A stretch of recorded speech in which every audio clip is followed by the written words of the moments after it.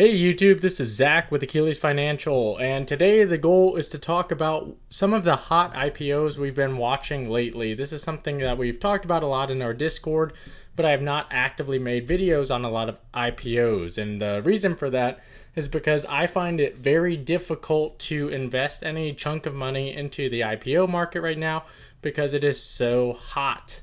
But I still think it's important to talk about the stock and say, is it worth a long-term investment on some of these stocks? So the first thing I want to do to start with is I am utilizing the Achilles Financial portfolio that we have here on the screen. And what we're going to be looking at is how you can actually look at when are and what are equity IPOs. And you can see here, again, we normally look at earnings here on the screen. I'm going to be clicking on equity IPOs, and you can see a number of different IPOs that are happening. An IPO is an initial public offering, and this is how a company is capable of raising money and going on to the stock exchange, whether that's the NASDAQ or whether it's the New York Stock Exchange. This is how companies are able to get money. So one of the stocks that we'll be talking about today in Affirm Holdings that you can see right here, it says amount of offering. They raised $1.2 billion for their transaction. The other two stocks that we're going to be looking at today include WOOF, which is Petco, and you can see they raised $864 billion. And lastly, we're going to look at Poshmark, where they raised $277 million. So those are the three companies that we are looking at. If you want to look at some of the other ones and how you have the capability to do so, as you can see, they are readily available here on TD Ameritrade, my personal favorite brokerage. So without further ado, let's dive into Affirm Holdings. So this is Affirm. I've got them up on my screen right here, and they are a payment processing company, and as you can see, they are doing really well based off of their IPO. But this is just a quick look at their website. Again, this is some of the capable ways that you can buy and sell items. A number of companies utilize them. I would say that this is in the same space as a Square or a PayPal. It is secure checkout, in which again you can buy online and you feel comfortable that you are going to be able to get that information safely. You are going to be able to pay safely, and no one is going to be able to get your stuff. So cool company, very hot market for this right now. Again, we've seen Square and PayPal stock both go through the roof over this calendar year. So let's take a look at the TD Ameritrade financials and see what the company looks like. So here is the company stock. As you can see, we've got Affirm Holdings across the top. We're on TD Ameritrade, and there's no 3-year chart available. In fact, there's really not much of even a 5-year chart available or 5-day chart available, because they haven't been around very long, haven't gone public on Wednesday. Right now, they're currently holding a $28.4 billion market cap.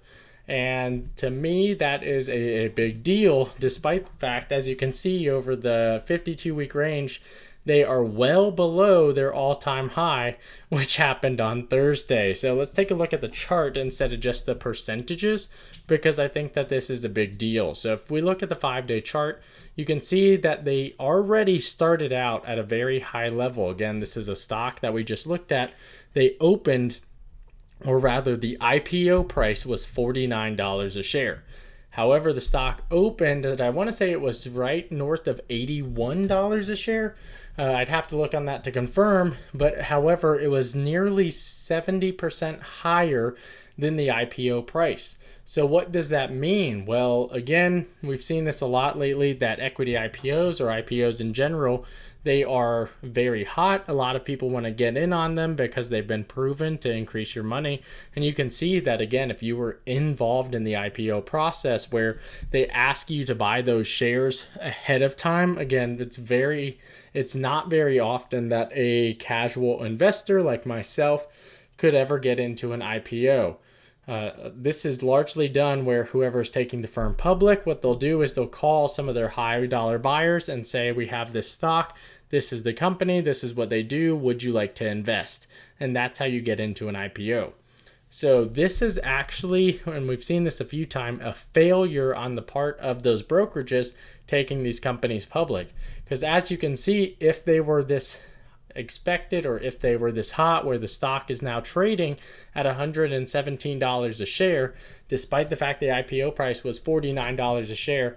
Even if they just went live at $80 a share, that means instead of raising 1.2 billion, which is what they ended up doing, they would have raised another 70% more than that, or we'll call it 50% more than that, which means they would have raised $1.8 billion. That's $600 million that the company is missing out on. However, that's just more the theory behind IPOs and kind of how some of these companies are missing out on those profits. What I want to talk about is this going to be recognizable going forward? Is this a company that is going to command some of this capabilities? And we're in an interesting spot from an analysis perspective because they haven't released a lot of information. You can see price performance. However, we can only look at a very limited information from the financials. The reason for that is because you don't have to go back forever to showcase, hey, this is information in terms of sales and info that we've had for a long period of time. However, when we look at the valuations, you can see we've got nothing. And again, this is kind of going to be across the board just because, again, the company doesn't have anything that we can actually look at. So we're going to look at fundamentals here, even though we don't have a lot to go off of at this point in time, just so that we can get an idea of, okay, how is this company performing in the here and now? So as you can see, they've got cash and short-term investments at a relatively low amount. However, they just are going to have a serious influx of cash. I'm going to take this to the quarterly, and we're not able to see it. They just had a huge influx of cash. So if you think about the cash values here, this is all the way in the second quarter of last year. What we're actually going to see is they just had a $1.2 billion infusion due to the IPO. So a lot of that cash that was just raised is going to be tied up in here. And I think that that's only going to bode well for the stock because they are going to have to compete pretty heavily with the PayPal, Squares of the world, as well as a number of other payment processors. So they do have the cash to be able to make some moves. However, they have a decent amount of debt as well. If we just look at the asset or the cash side of 267 to the total liabilities, it's pretty low. A lot of their assets that you can see right here is not tied up into what I would call you can see here the current assets, but property, plant, and equipment, in which case it's real, tangible. A lot of it you can see is actually down here in this long-term info, where again, there's just not a lot of strength in this particular field for the stock. So this is something that is pretty common though in the software world, so it doesn't necessarily worry me at this point in time. What I do want to see a big change in is the income statement. As you can see here, the company is currently trading or bringing in, as of last year, $500 million. However, we can see they're not profitable, and that is worrisome. So you can see that the income, let's go all the way down, net income is pretty worrisome. This is why they need to bring on that equity and take advantage of a very hot market. So they are losing a lot of money, and this cash burn is something that's going to worry me. So that's why I want to go to the cash flow right here, where we can see total cash from operations is low. What I really want to see is we need to have a excess of cash at the end of the day. Instead, what we're doing is we are losing money. You can see some of the debt that is being taken on right now. What I would prefer to do is see this go positive and the income statement go positive. However, this is a market where a lot of companies are capable of operating at a deficit as they issue shares. So this is a company that could do well in the long term. However, right now they are operating at a deficit, and it's actually a pretty significant deficit. Again, this net income.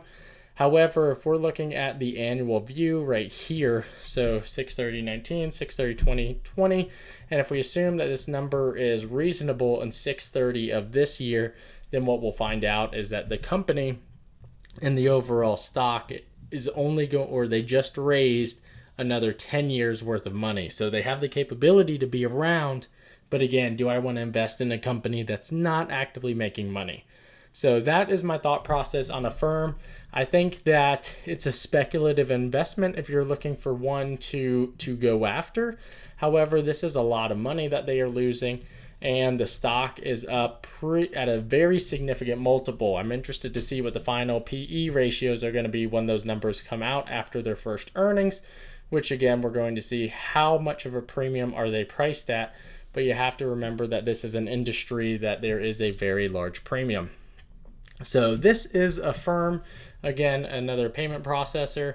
Let's dive into a company that a lot of you are going to be more familiar with, which is Petco. And as you can see, I've brought Petco up on the screen. And this is a company that, again, they are very similar to a PetSmart, and they are involved in the pet space, whether this is dogs, cats, birds, hamsters, and all in between.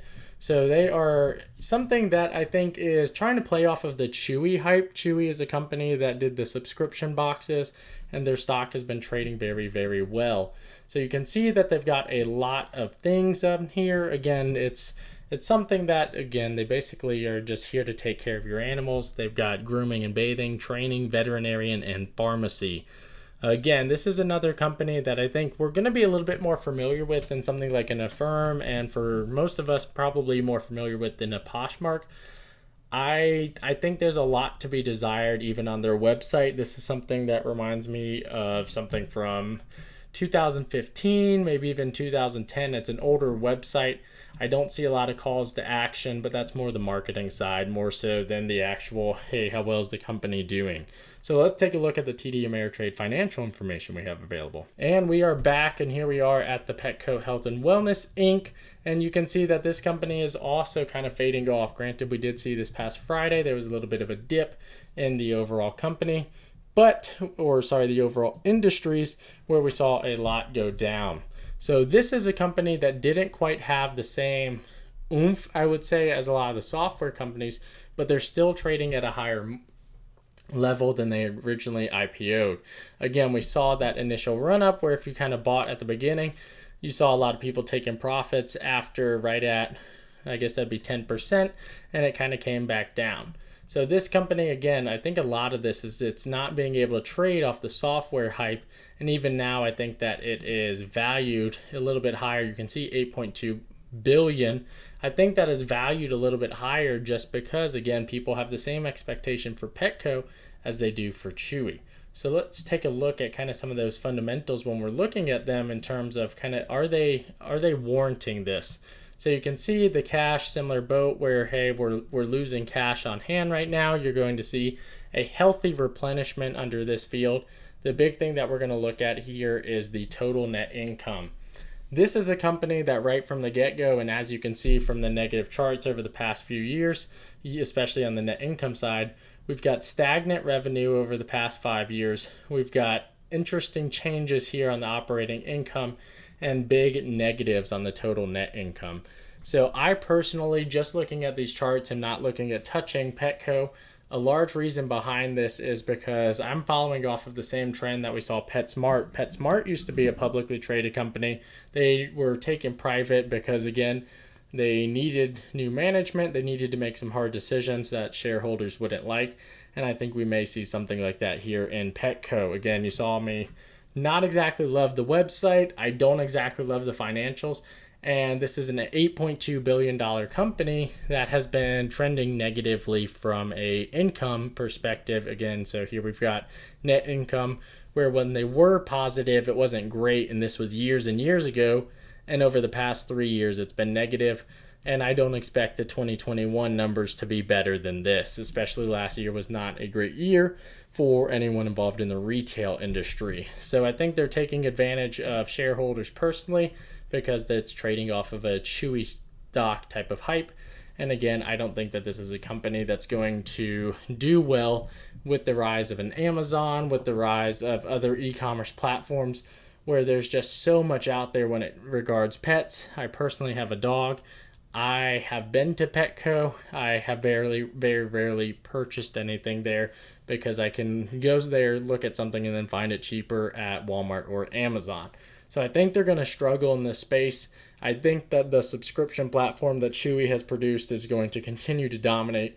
And for that reason, I'm going to say no on Petco as well. So I've said no on Affirm. I've said no on Petco. Zach, what do you like? Well, good news is I'm going to take a look at Poshmark, and I think that we've got ourselves a potential winner here. So for those of you who are unfamiliar with the company Poshmark, this is another e-commerce platform. So this is what I would say the market that Facebook Marketplace is missing out on. What this is doing is this is giving you the capability to buy and sell your stuff or other people's stuff on an e-commerce platform. So this is very similar to, I think, what Instagram and Facebook could have.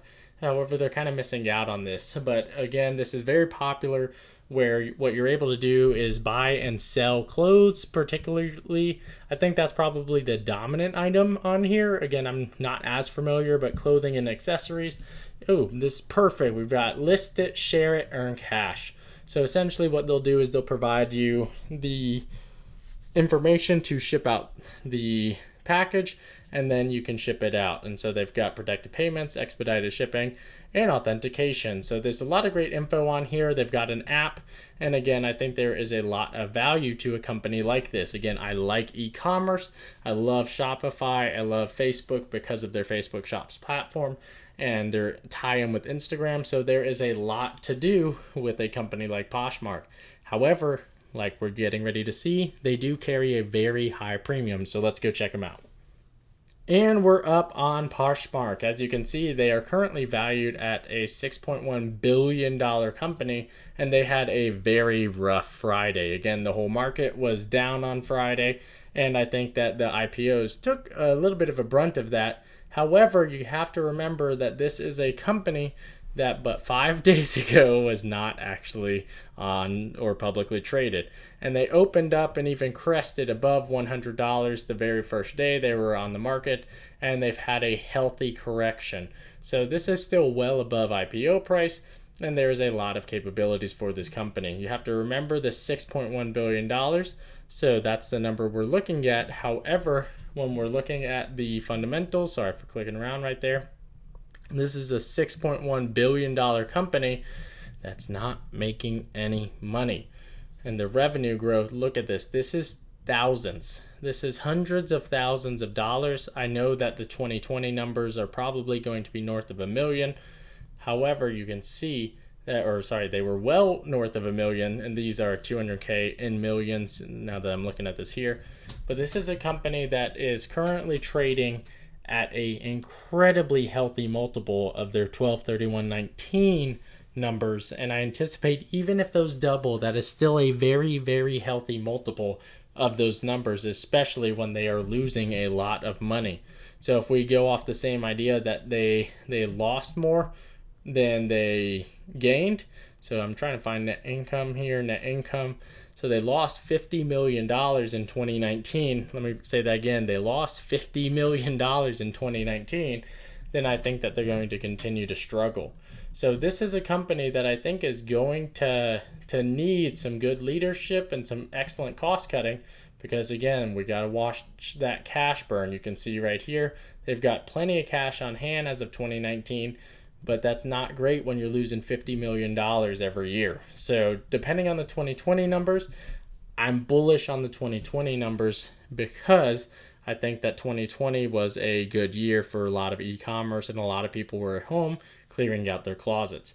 They need that trend to continue. They need to be able to fend off the Shopifys, the Facebook marketplaces, and other e-commerce up and coming platforms. Again, there's a lot of little apps that you can use to list your stuff.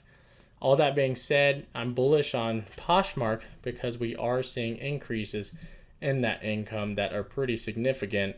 And despite the fact the numbers are terrible, we haven't seen 2020 numbers. And I'm going to say that this is going to be a bullish stock pending what those 2020 numbers come out in. So this was a longer video. I liked a lot of the stocks that we looked at today. I think it's good to have an appropriate IPO review, and I like a few of the companies here. This is something I'd like to do going forward. So drop your comments below if you like this stuff or what you'd like to see. And if you'd like to see when we're buying and selling stocks, check out the Discord in the link below.